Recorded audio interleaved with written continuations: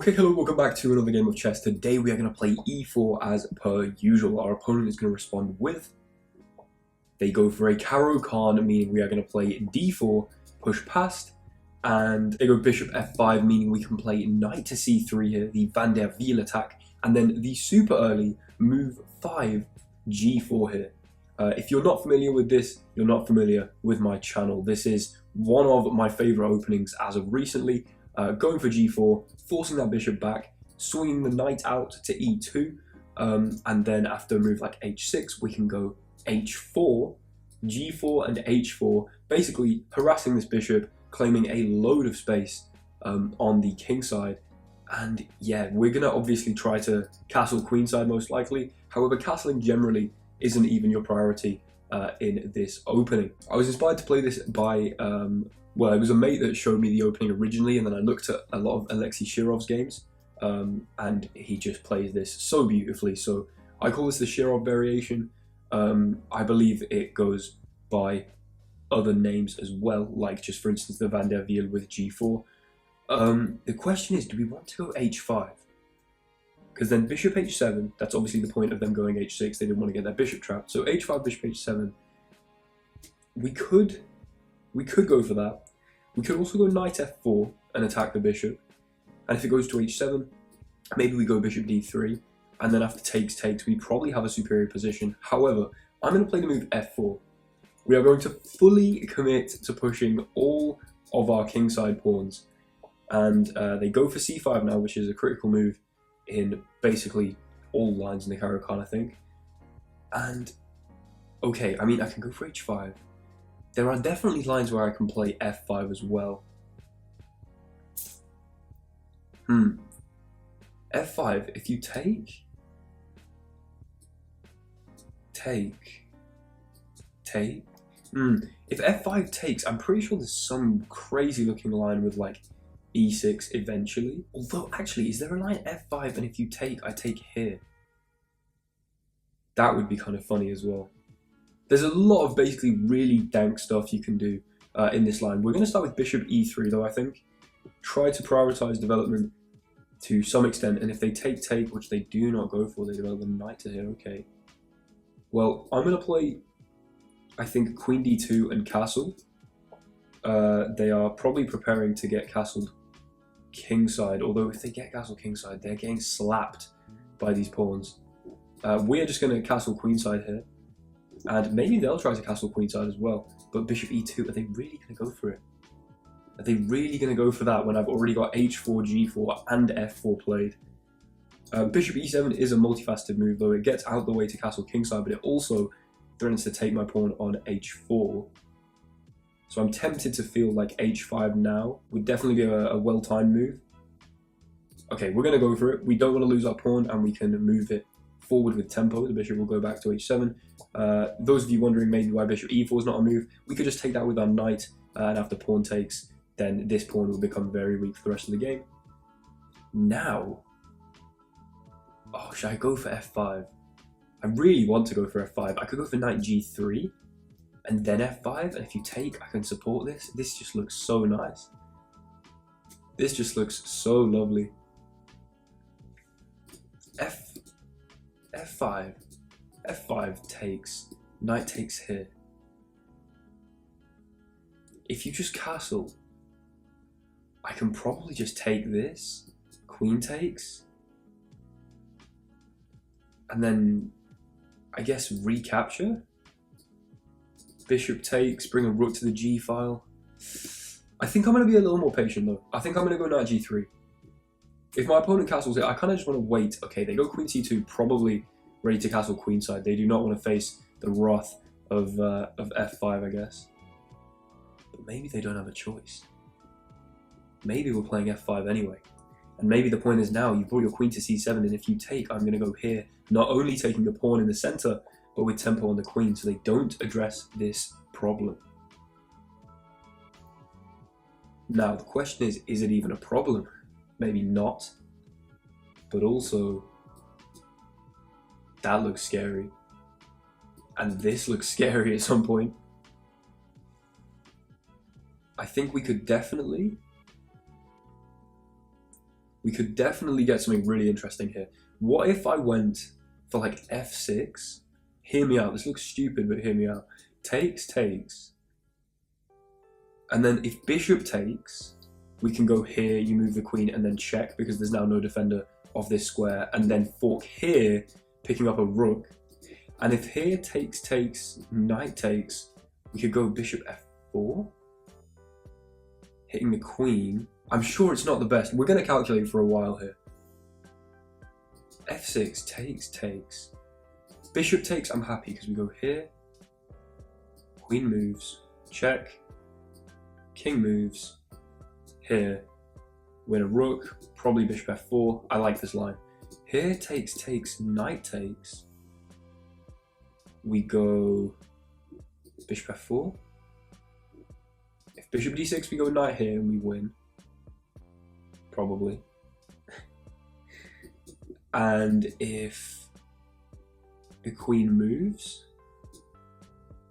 then what happens? Do we just go knight here anyway? Okay, we're going to start with knight b5.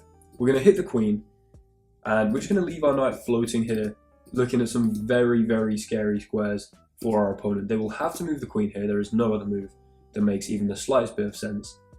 And after they've done that, queen b6 was very predictable. To get rid of this knight, they're going to have to play a6, which is, you know, without a doubt going to create some more dark square weaknesses around here. Now, the question is, if I play pawn takes here now, what are you then going to do?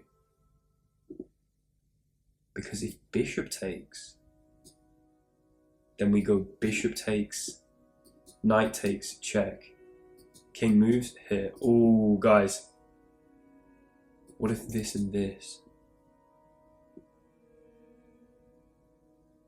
Then I guess this knight's just pinned here. We're going to take. We're going to take with the pawn. I don't know if this is 100% accurate. I highly doubt it is. Oh, but that allows me to trade off this bishop and jump in here with check. I think it would have been better for our opponent to go with knight takes and then an eventual d4. I'm sure we'll analyze this in a minute, but check. And the point of this check is if you move the king, I can take here. Oh yeah, this is looking good, guys. This is looking really good. Do we just take here? I think we do, right? There we go. Taking a pawn, forking the rooks. We could even go like this. But we're going to first cash in on our rook. Then take here, destabilizing oh, look at the king.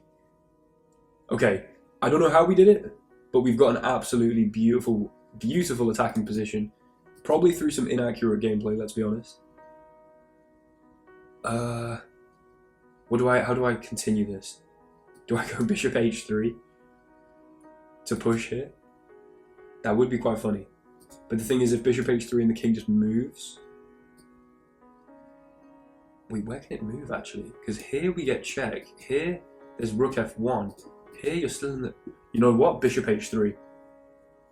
We're doing this. And the king has 1, 2, 3, 4. They can actually take this pawn, although that would be a disastrously bad idea. Legal moves. They step back to here. We are going to go check. If you take, then it's just we're trading down. Yeah, and now the king comes here. I can go rook f1 probably. 100%. King's going to have to move again. I could probably sacrifice my knight here, honestly. And I'm kind of tempted to do it. Or I just play g5. And if you take, I take here. And that does look a little bit like game over, I'll be honest. Can we sack the knight? I think we should leave the knight here.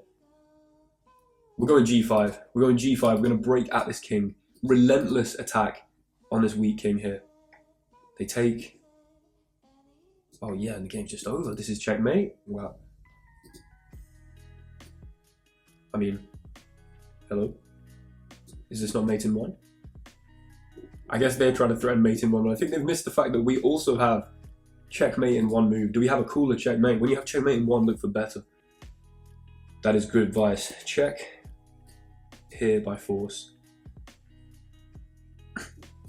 Check here by force.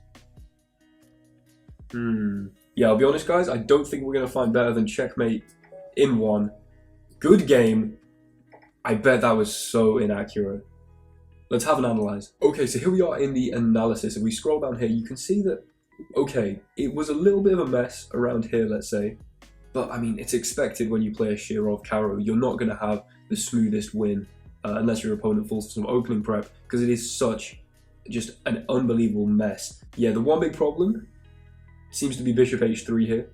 I don't mind a little bit of middle game fluctuation as we try to create something beautiful, that's fine. This is a significant giving away of an advantage, so we should definitely look at that. But let's go through the game. 83% accuracy, little bit questionable, but doubtless that's a little lower because it was, you know, more of a short game. If that had been like another 20 moves of end game conversion, could have bumped up those numbers a little bit. But let's go through the game. So if we open the Masters database here, we see e4, c6, d4, d5, e5, obviously the advanced variation of the Caro Kann. This has been played 25,000 times at master level, 20,000 respond with bishop to f5. If we look at the Lee chess database, by the way, yeah, this has been played nearly 3 million times out of 4.3 million times. The Caro Kann, absolutely huge. Doubtless the influence of Gotham chess, what a go. But yeah, we see bishop to f5, and then the most common response, knight to f3.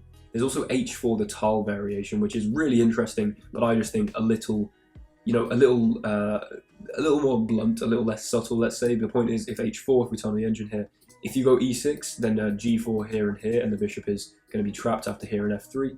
So, you know, I think probably a lot of beginners would fall for that.